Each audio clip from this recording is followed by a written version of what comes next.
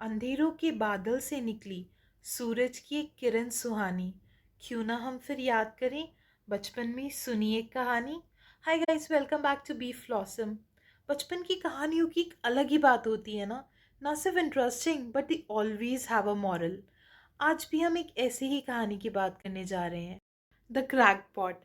आपने एक पनहारा या फिर फूटा घड़ा या वाटर बेयर के नाम से भी इसे सुना होगा। एक पनहारा होता है जो रोज़ एक नदी से अपने गांव तक पानी भर के ले जाया करता है। इस काम के लिए उसके पास दो घड़े होते हैं। वो उनमें पानी भरता है, उन्हें एक लकड़ी के सहारे अपने कंधों पे टांगता है और घर की ओर चल देता है।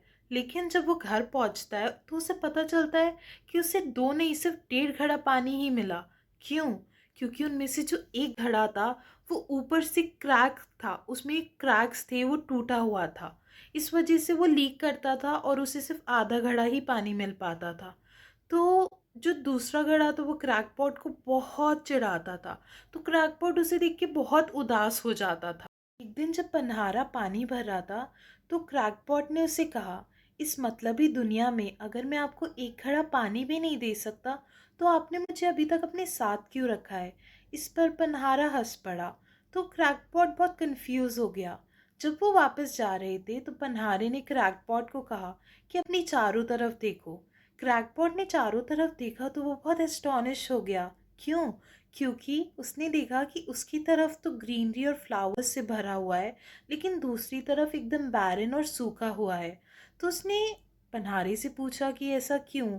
तो पनहारे ने कहा कि मेरे को हमेशा से पता था तुम्हारे इस फ्लॉ के, तुम्हारी इस कमी के बारे में, इसलिए मैंने यहाँ पे पहले ही फ्लावर्स के सीड बो दिए थे, ताकि तुम जब भी हम यहाँ से जाएं और जो पानी लीक हो वो इन फ्लावर्स को नरिश कर सके ताकि ये ग्रो करें।